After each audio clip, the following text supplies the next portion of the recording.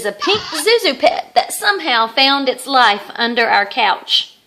Zuzu pets usually don't last very long in our house because of Rudee Belle, our mini Schnauzer. When she found out that we had a working Zuzu pet, this is what happened.